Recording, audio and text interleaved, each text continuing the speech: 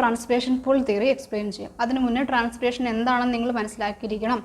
നിങ്ങൾ കൊച്ചു ക്ലാസ്സിലെ പഠിച്ചിട്ടുണ്ട്. Transpiration is the loss of water from the plant body in the form of water vapour.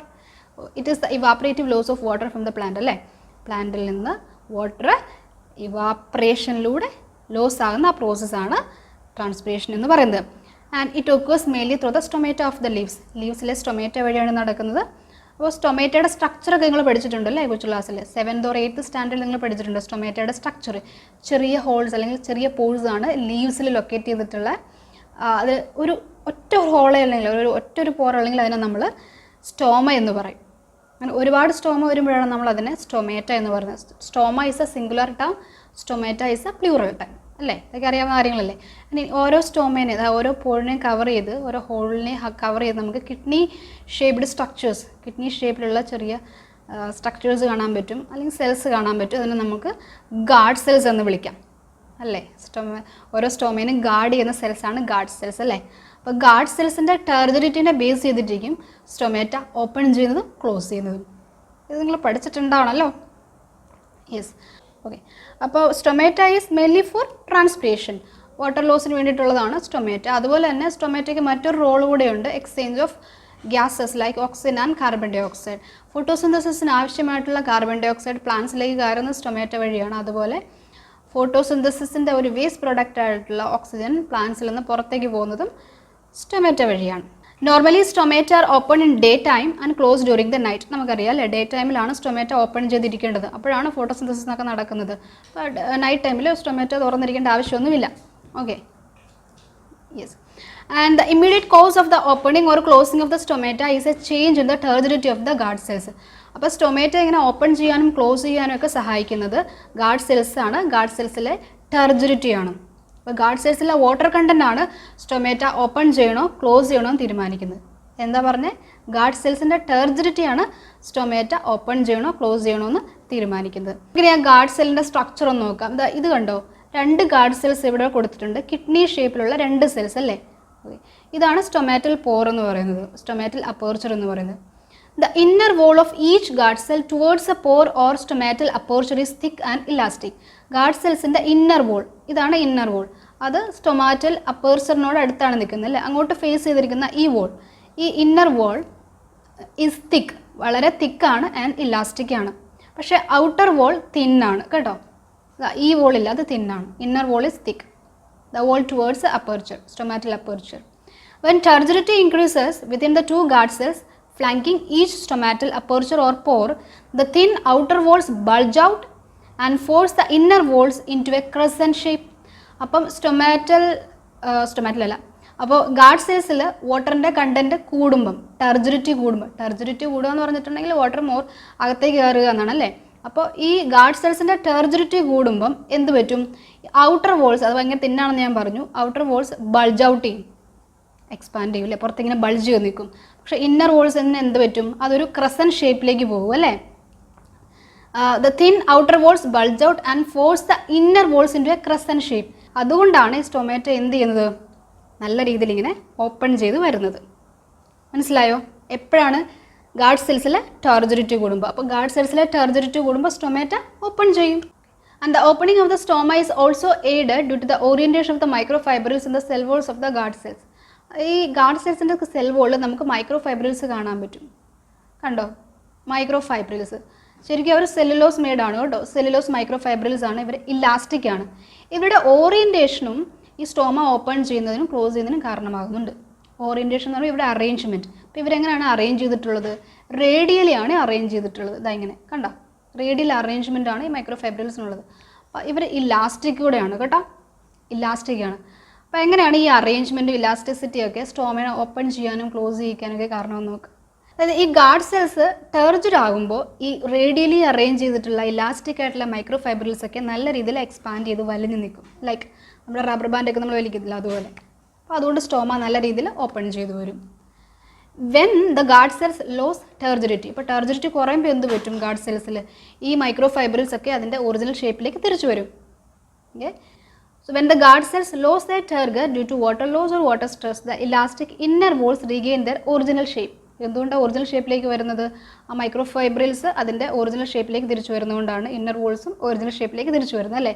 അപ്പോൾ എന്ത് പറ്റും? സ്റ്റൊമാറ്റ ക്ലോസ് ചെയ്യും അല്ലേ? The guard cells become flaccid and the stoma closes. Okay, ഇനി സ്റ്റൊമാറ്റ ഡൈക്കോട്ട് ലീഫിലാണെങ്കിൽ ലോവർ സർഫസിലാണ് ഏറ്റവും കൂടുതൽ ഡിസ്ട്രിബ്യൂട്ട് ചെയ്യപ്പെട്ടിട്ടുള്ളത്. പക്ഷേ മോണോകോട്ട് ലീഫിലാകുമ്പോൾ, മോണോകോട്ട് ലീഫ് എന്ന് പറയുന്നത് ഒരു ഐസോ ബയലാറ്ററൽ ലീഫാണ്. അവിടെ ബോത്ത് സർഫേസിലും ഈക്വൽ ഡിസ്ട്രിബ്യൂഷനാണ് നിങ്ങൾക്ക് സ്റ്റൊമാറ്റയുടെ കേസിൽ കാണാനായിട്ട് പറ്റും. ഇനി നമുക്ക് ആ തിയറിയിലേക്ക് വരാം. ട്രാൻസ്പിരേഷൻ പുൾ തിയറി വളരെ ഇമ്പോർട്ടൻ്റ് ആയിട്ടുള്ള theory. Cohesion tension theory or transpiration pull theory was first proposed by Dixon and Joly in 1894 and is based on the following features.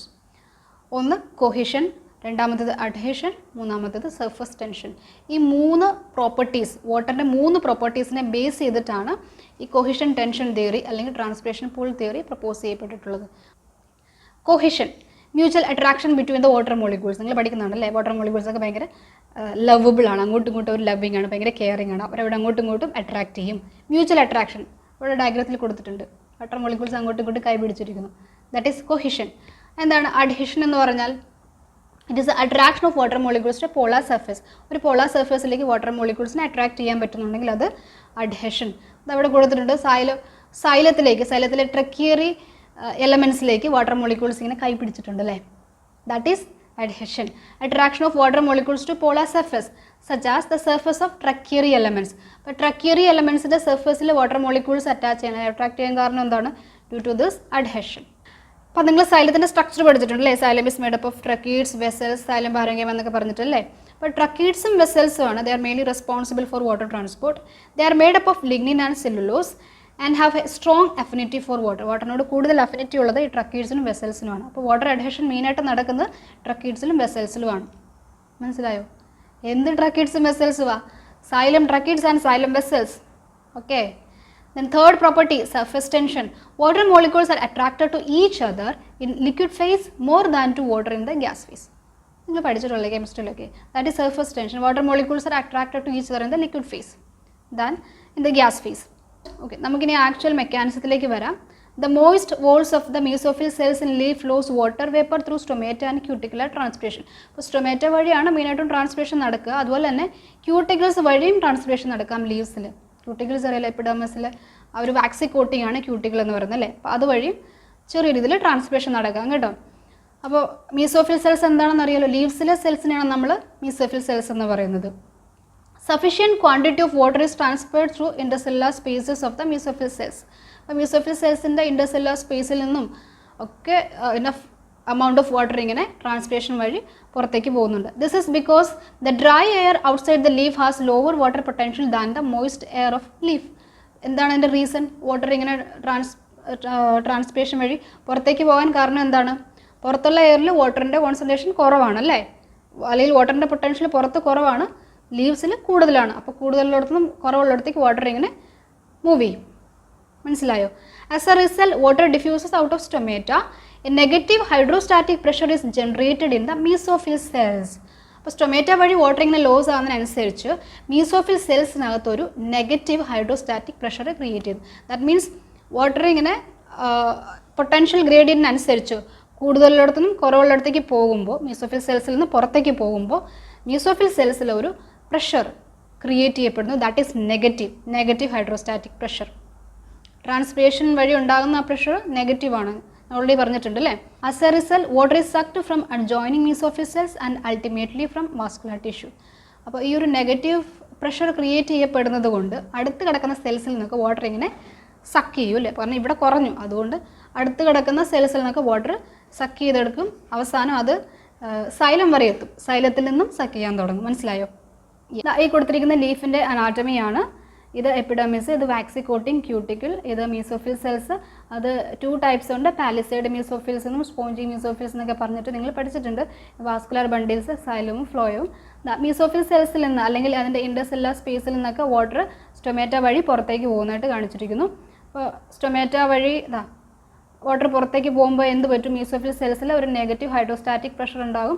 ആ പ്രഷർ കാരണം മീസോഫിൽ സെൽസ് അഡ്ജോയിനിങ് സെൽസിൽ നിന്ന്, അടുത്ത സെൽസിൽ നിന്നൊക്കെ വാട്ടറിനെ suck ചെയ്തെടുക്കും. അങ്ങനെ finally എവിടെ നിന്ന് വാട്ടറിനെ സക്ക് ചെയ്യാൻ തുടങ്ങും? വാട്ടറിനെ വലിച്ചെടുക്കാൻ തുടങ്ങും സൈലത്തിൽ നിന്നും. ഓക്കെ, സൈലത്തിൽ നിന്നും വാട്ടറിനെ ഫൈനലി ഇങ്ങനെ വലിച്ചെടുക്കും, ദാറ്റ് മീൻസ് പുള്ള് ചെയ്തെടുക്കും. And the tension is transmitted to the roots. ഇവിടെ ഈ മീസോഫിൽ സെൽസിൽ ഉണ്ടാകുന്ന ടെൻഷൻ അത് സൈലത്തിലൂടെ പോയിട്ട് അവസാനം റൂട്ട്സ് വരെ എത്തും.